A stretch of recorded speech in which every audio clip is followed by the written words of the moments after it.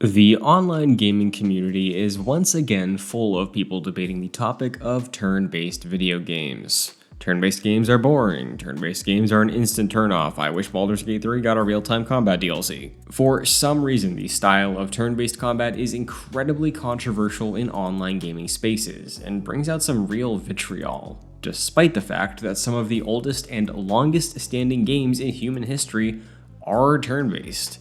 Whether it's chess or even one of the most popular and best-selling games every year, Madden. There's a stigma around this genre, and I feel a whole lot more people would love and embrace some truly incredible games if they just change how they think about it or realize how versatile this style of game can be. Hi, my name is Christian, this is Rantable, and I love turn-based RPGs. If you walk with me and try to see the vision, I think you could too.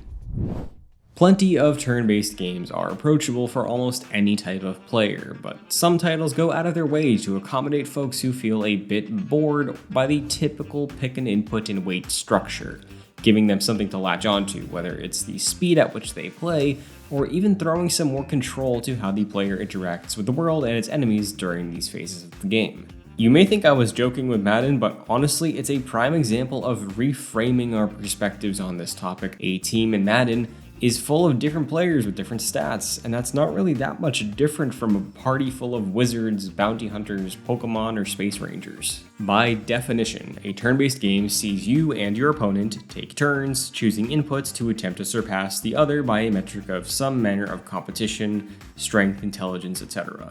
That definition can be applied to a wide range of games, stories, and experiences depending on what you are looking for. If you can play Madden or find something to love in it, you can easily play the other games in this same genre, especially if you're already interested in something because of its art direction or story setup. We can't really keep going without addressing one of the most common complaints levied against the genre by those who either refuse to let themselves give it a go or simply can't get invested because they see a menu, turn-based is too slow. Now, when people say this, I know what they mean. They think selecting inputs and waiting for your enemy to take their turn makes things slow, and slow means boring. But once again, I think we need to slightly reframe our thought process here. I could just as easily look at the amount of downtime and distance it takes between enemy and combat encounters in games like Red Dead, Cyberpunk, or Assassin's Creed, and call that slow too. It just depends on how you're defining the pace of gameplay. If you ask me, I often find the generalization of slow is less about game feel and more about how a game presents itself. Take a game like Persona 5, for instance. You engage with an enemy in the overworld, get swept into battle instantly, and then once there, you can either select your attacks or automatically target your foes with an attack that will highlight their weakness. The UI and motion of these inputs has a velocity to it that keeps things moving and feeling fast. When a turn-based system is able to use its presentation to make for an engaging rhythmic back and forth, it almost becomes a bit of a dance. A great turn-based system will make you feel like you're playing tennis, calculating how to respond to your opponent in an effective and well-measured counter quickly, rather than something actually slow and drawn out, like golf. So if you want to take a chance and you need to find an avenue to get really hooked on a turn-based game, we're going to run through 3 recommendations of starter turn-based games for 3 different types of players. For the chill player, we have Pokemon Legends Arceus. Pokemon is often lovingly cited as baby's first RPG, but plenty of people of all ages discover the series every year.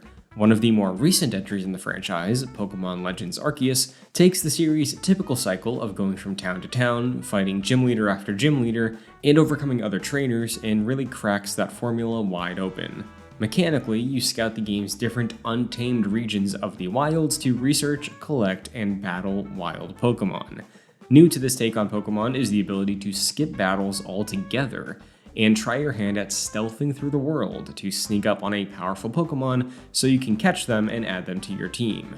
Battling is still present, of course, and it's maybe the snappiest turn-based battle transitions I've ever seen.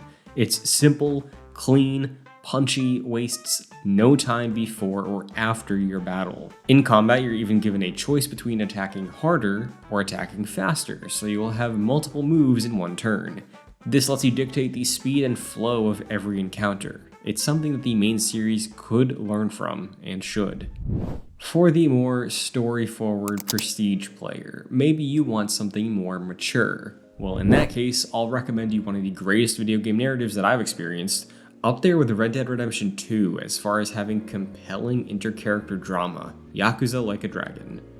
Or you could also just skip to Like a Dragon Infinite Wealth if you want the newer one. The Ichiban Kasuga-led entries of Sega's long-running franchise embrace turn-based combat in a story that is drenched with well-realized characters, life-or-death drama, incredible performances, and gripping reveals and twists. It also lets you befriend a lobster. The Like a Dragon games have this reputation for being wacky and zany, and that is something that's incredibly special about them. But their writing and dramatic stakes are also easily some of the best you can experience in games right now. Don't be fooled by its clip-worthy moments, there is some seriously strong character work in this game. Interestingly enough, these titles are also some of the only well-known games in the genre that tells a story about adults facing adult issues. Ichiban is a man in his 40s, with friends that range from their late 20s to people in their elder senior years. Many of them wrestle with self-worth, homelessness, mourning, what they're leaving behind when they die, and finding purpose on the other end of your suffering. Turn-based RPGs frequently live and die by their stories, and for these titles, even if you're historically not a fan of this type of combat, by the end of the first chapter, or hell, even the first cutscene, I would be surprised if you're not already locked in and ready to see where this story goes. When it comes to the actual combat in these, it is turn-based, with real-time inputs to help boost your power and effectiveness in combat. Timing button presses with Ichiban's stylish animations can help you wipe the floor with whoever you come across. Like a Dragon Infinite Wealth even lets Kiryu break out of turn-based combat to use real-time inputs and beat people up like he did in his games. But if you really want something that puts its presentation above all else, for the stylish player, built off the solid and speedy foundation Atlas cultivated in the turn-based Persona series, Metaphor leaves high schools behind in favor of a magical continent facing an election that will decide the fate of a kingdom and its people. The cast here is great, and it's paced remarkably well, especially considering Persona 5 and other Persona games take a bit to get going, but what's extra special about Metaphor is what it does with its combat system. Yes, it is turn-based, and the combat is snappy, fast, and stylish, but you can also choose to engage enemies in the overworld with real-time attacks if you would rather not engage in a full battle at a given point in time. If the player gets tired of turn-based battles, they can slash away at their foes, so long as they're okay earning a bit less experience and are stronger than the enemy on the field.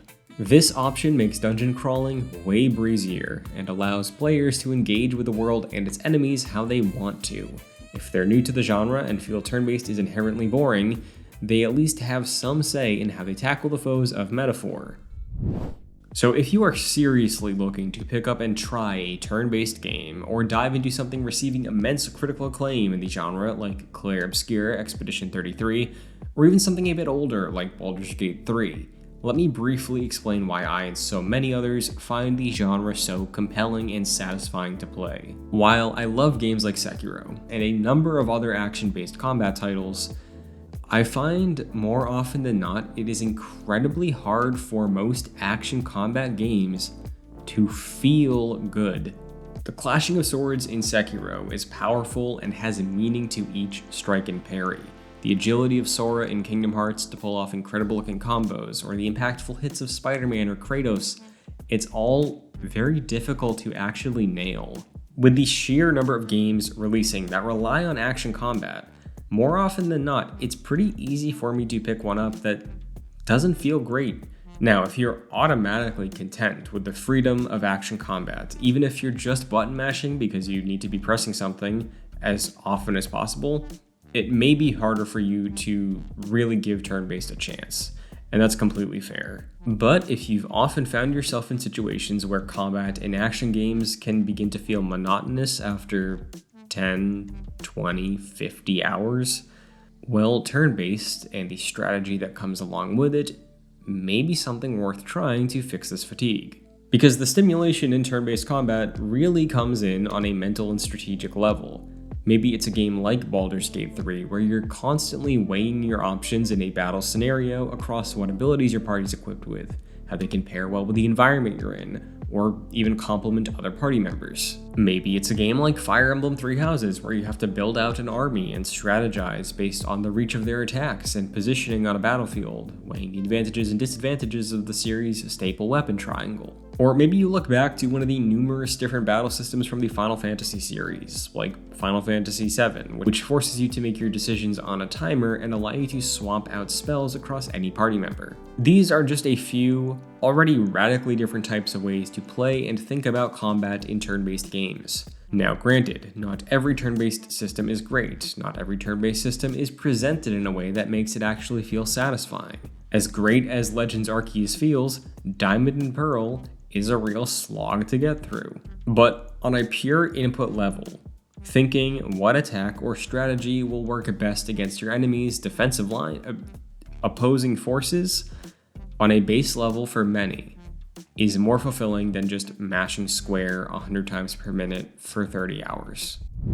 It can be very overwhelming to try new things, especially when it comes to games that require you to spend money and you may not be sure if you like it or not. But hopefully today you've seen the value that turn-based games hold for so many who really love them.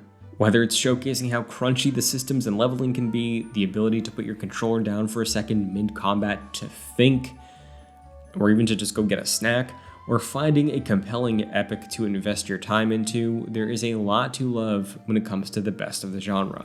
They're obviously not for everyone, but if you refuse to let yourself even try one or look into what's on offer beyond the generalizations that get parroted about the genre quite frequently, you may just be robbing yourself of finding your next favorite game. So what do you think of turn-based games in 2025? Are you a fan? Have you just put it off because you feel like you won't like it or have been told that it's a lesser? Be sure to let us know, and if this video got you to change your mind, please leave your story of what game you fell in love with down below. Once again, I have been Christian, thank you so much for watching, and as always, you can stay tuned to Game Rant for more videos like this.